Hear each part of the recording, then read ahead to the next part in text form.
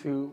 I am Raheem, and you are tuned into the Trade Table Seatback YouTube channel, where I'll take you around the world with me and bring you travel videos and discussions from not only my eyes, but we'll also highlight other brown and black travelers who look like us with the intent to inspire.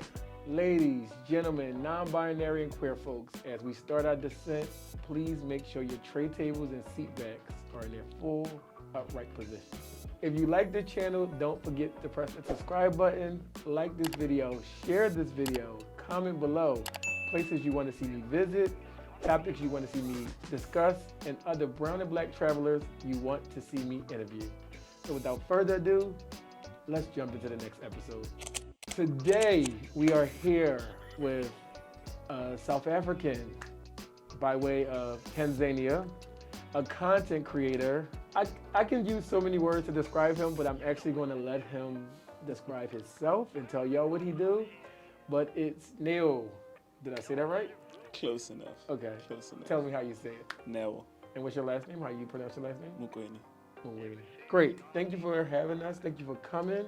I know you have this really, really busy schedule. So I'm glad that you could just fit us in. So before we jump into the interview, we kind of do this like this or that. So I'll give you like 2 travel-related options, and you tell me which one you would choose. So it's kind of like a little icebreaker before the interview starts. Cool. Okay. So would you do Bali or would you do Thailand? I have to say Bali because I haven't been there yet. Okay. Bali is my number 2 is magical. Okay. We're on the island, and we're on the continent of Africa. Do you prefer beach or desert?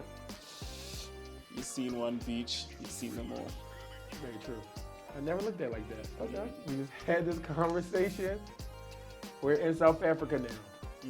Joburg or Cape Town? I just moved to Cape Town. I don't know why I wasn't here sooner. I don't understand how. I love Joburg. I prefer. You need to explain to me. Joburg is the heart, it's the culture, it's the energy. It's a feeling that you just can't describe. I feel like when I come to Cape Town, I'm very superficial. Sometimes I forget I'm in Africa when I'm in Cape Town. I always tell people as an American, Joburg is Atlanta and Cape Town is LA, and I would always choose Atlanta over LA. So I guess it's just a preference thing though, because that's weird because I feel like in Joburg people are more pretentious. Like when we South Africans think of it, it's like Joburg's where like that's where the factories are, you make money, and Cape Town's where you spend your money. So people here have already like they've made it. They're not frantic. But in Joburg, yeah, I don't know. So I'm going to be spending a week here, so maybe I'll change my mind after that week. But for me, I love Joburg. It's amazing to me. Family vacation or friendcation? Friendcation. I've done enough family vacations to last generations, so I'm good. Yeah, for me, it's probably family vacations. Like being able to share that moment with my family, merging 2 things I love. Even though I love my friends, but merging those 2 things makes a vacation like amazing for me. Okay, we got a few more. Based off the places you live, South Africa or Tanzania? South Africa. South Africa for me too. Yeah. Okay, I know some people don't like to keep moving, don't like to keep traveling. If you had 2 weeks, would you spend 2 weeks in one country or 2 weeks visiting 3 countries? Depends who I'm traveling with. That's interesting. So if it was a romantic trip, I'd say less places. If I was with friends, I'd be trying to do as many as you can, in 2 weeks. Okay. And I know a lot of people who, I was one that when I first started traveling, kept going back to the same place. So do you like to visit brand new places or go back to places that you know? My main thing is always about visiting the lesser known places and lesser traveled places. So I generally don't repeat any places. I look for the weirdest, place I can find. That's all. That's the adventure for me. Yeah, you have that luxury. Owning this travel company, I find myself going back to the same countries over and over, which I love. Some of them, like for me, Bali. Yeah. No matter how many times you go back to Bali, the experience just feels different. Okay. Same thing with Thailand. Yeah. Places like Dubai, you go back and it feels like the same time you went the first time. So So now we're going to jump into the questions, the interview. Okay, so I've introduced you, but tell the people who you are, what you do. And I gave them a little background, but tell them who you are and what you do. I am Neo Mokuene, also known as the Black Tony Stark on Instagram, mildly famous on the internet. Okay. I'm a traveler, award-winning travel filmmaker, a digital content creator, creative director. I do a lot of things, but my main passion is traveling and telling unique stories and unique places from the African perspective. I feel like there's a lot of content out there and a lot of information out there, but it's being portrayed from like a white man's perspective. And I go to a lot of places that I've seen videos made there, and I'm like, the experience that a white person and a person of color has is completely different. Completely. And I feel like we need to be sharing our perspective, because otherwise we can have other people writing our history. I agree. It's already so. That's always been my passion, like new places, our own perspective. Yeah, and that actually, just talking about, that's one of the reasons we started this channel, is because I felt like when I was looking for people who look like me, I wasn't finding that. And I'm very mindful to know that white people and people who look like me have a very different experience. Me as a black man compared to a black woman, we have different experiences. So we try to bring people on this channel to share the experience of brown and black people, so that somebody looking can be like, I see myself in that. Whether it be that story, whether it be the same way you love Cape Town, I love Joburg, there's gonna be somebody who resonates with me and somebody who resonates with you. So I feel like it's very important we tell our story, we share our experiences, whether good, bad, or indifferent, because there's not many people out here telling, although it may look like on Instagram there's a shitload of content creators that look like us, there's not. So what you do is very important. We spent, me and my videographer, this evening just looking at your videos and was just like, yeah, that's necessary. That's why we're glad to have you on this channel. I was going to ask you, but you already answered it. When I seen your content, it's very African-based, and I was like, was that intentional? So we know that's intentional. What do you think the biggest misconception is when it comes to the continent of Africa? I think a lot of people still think of Africa as like poor and like, people living in huts and all that kind of stuff. And I've been to, Europe and all these other places, and I really don't see a difference, like in infrastructure, quality of like accommodation, activities. We are world class, we are a third world country in name, but the experiences that you can have in Africa are on par, if not better, than a lot of places outside of Africa. So that's a huge misconception people have, like that Africa is like poor. But I agree. Yeah. I love it. Were you one of the people who traveled as a child, or like, what was your first travel experience? How old were you? Traveled a lot as a child. It's actually what turned me into a traveler. So remember your question about family or friendcation? It's because I've literally spent most of my life in family trips. I'm like, okay, I'm done with that. But the first one I can remember. Okay, I'll go to the first one that I actually put on Instagram. So that was probably Serengeti. We went to Tanzania for 7 days. So we did like 3 days in Dar es Salaam, like city experience, and then we spent 4 days like driving through the Serengeti, like seeing the different accommodation and lodges along the way. So that was an incredible experience. Yeah, so that turned me into a believer. I was like, okay. This is thank you, family, for carrying me to this point. I'm gonna take it from here. Yeah. Out of all the places you travel to, do you have a favorite destination? See, I like different places for different reasons. So it's hard to say one. I'll say for an all-round experience, I'd probably say Kenya, because a lot of like city life of Kenya is very similar to South Africa's, but safer. And then they also have like beaches, and they have, national parks as well. So for like a full experience, I'd probably say Kenya. And then in terms of just beauty, Canada. Yeah, I agree. Yeah. Those are really two great choices. So let me ask you this. Is there anything you dislike or hate about traveling? As an African, Yes. visa applications, passport discrimination, so in Africa now, Ethiopia Airlines is like, they're the kings now, right? So everywhere we need to go, we go through the Addis Ababa airport, and it is horrible. So bad airports would go on that list of, Other than that, everything, my philosophy in life is everything is a blessing, just depending on the angle. So even if I'm in a country and something bad happens or whatever, I'm like, you know what? this is an experience, whether it's good or bad meal or whatever. It's like, it's an experience. You learn from it, you know, like, so I can't really put any direct travel related things in my bad experiences. It's just the, you know, admin and things leading up to an actual. I get it. Yeah. So although our mindset is very much similar, like I'm like, whether good, bad, or indifferent, I learned the lesson, I had a story to tell. Do you have a country that you went to that you like, I never got to go back there? Mauritius. My thing about you've seen one beach, you've seen them all. Okay. So Mauritius to me feels like, of course it was a country on its own before, but with all the influences and stuff that have come in, it's just resort on resort on resort.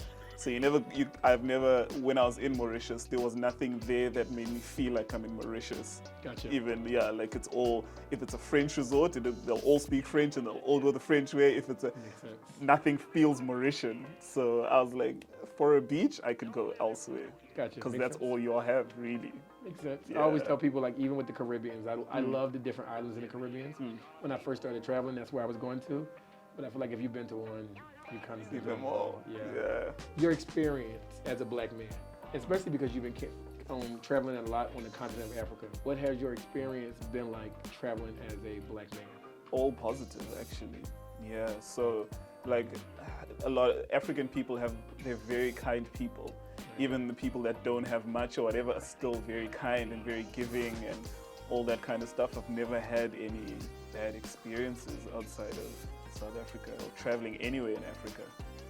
Yeah, people are really great. I can definitely vouch for that. I always say that I'm an American. Probably the worst and uncomfortable place for me to be is my own country. Once I travel out, I love it. I love it. My country is the one that makes me feel the most uncomfortable, so I get it. Would you say that traveling has been like a mirror or a window for you? Good question. I say it's a window because every single time I take a trip, it gives me new perspective on something, like new perspective on certain type of people, food, ways of doing things, whether like there's always something new to learn. So it literally just expands. And when I have conversations with people, I'm able to bring up topics like, oh yeah, you know, this place is like this or that place is like that. You know, it also broadens the things you think about and the things you do. So definitely. Okay. But it could be a mirror as well. Could be a mirror as well, because I do see myself in a lot of the other people there. Like, we aren't really that different, you know. The whole racism thing or whatever makes us think we're so different, but everyone in every country has the same issues, same, you know, it's all the same. You're just in a different place. So you also see yourself in other people, and I feel like generally South Africans need to travel more because a lot of the xenophobic issues we have are because people are exposed to sometimes the worst of someone else's culture. So they'll meet, for example, the worst Nigerian, and now they're like, oh, all Nigerians are horrible. Then you meet another Nigerian, and you're like, but no, that's not how they are. That guy's just a bad Nigerian. They're not all bad. So, you know, it's travel, it does both. Let's say it does both. I'm guilty of that, though. I always tell people, like, Nigerian, which is really weird because I'm a traveler, but Nigeria was like at one of the top of my list of places I wanted to visit. I moved to Houston and I worked at this hospital with a bunch of Nigerians, and they were not nice people. And Nigeria kind of went to like the bottom of my list. And looking back in hindsight, it's been like 4 years. I'm like, they don't represent the entire country, but it did kind of make me like, maybe I don't want to go there yet. Maybe I can wait. So I get it. Okay. So as an African, and I say that because I know that also when inspiration is differently when you see somebody who looks like you come from where you come from. So I know there's a lot of Africans out there who want to see the world, who allowing fear and just thinking that when they go different places they're going to be mistreated to hold them back. What would you say to those people to kind of get them on the go, on the move, to kind of just take the first step to see the world? Good one. I think it depends on the type of person you are, though. I feel like everybody should be the type of person that's willing to do something at least once in their lives that scare them a little bit, to get out of your comfort zone and to possibly grow. So I'd say if you're scared of those things, start small. Like do a domestic trip, you know, a weekend away, just somewhere close, and you know, keep going and keep building. Maybe research places that have very specific things you like. So I know I hate it when people go to other countries and they do the same things that they would do back Back at home. home. Like, Yes. it's fine. Cool, do that. So go to a place where they have McDonald's if you're scared of food poisoning or whatever, or kind of Yeah. like go take small steps, but gradually just keep going at it, and eventually you'll realize how much you keep learning in all these things and how much richer your life is from these experiences. So I would say for anyone with any of those fears, start small. Told you. So take that advice. So we're about to wrap up this interview. I feel like it's been really great. So I know social media is like a really big thing, and our goal is just to, like I said, expose more Black and brown people. And there are about two to three people you follow who you feel like really inspire you. Like when you look at their content, you're inspired. And if so, do you know like their IG handle? So these people actually inspired me to do what I do. Like I literally quit my job and everything to do this because of their videos and their stuff. Unfortunately, they aren't Black. That's okay. That's okay. Cool. That's okay. Yeah. That's So okay. and they aren't that worried about social media. So it would be Sam Calder and Bryn North. Like I feel like Sam Calder is like the king of travel videos, and then Bryn North is just also another level. And they live in Cape Town. Actually, I met Bryn North and Sam Calder like last year. So that for me was like a whole like it was crazy for my mind to be like I quit my job like a couple of years ago because of you guys, and now I'm in the same room with you. Yeah, like so those guys for me, like just the way their creativity, they're thinking outside of the box, like quality, like they're really good, and they never do it, with content creation, it's Instagram stuff. There's a lot of like competition and like jealousy and all that kind of stuff.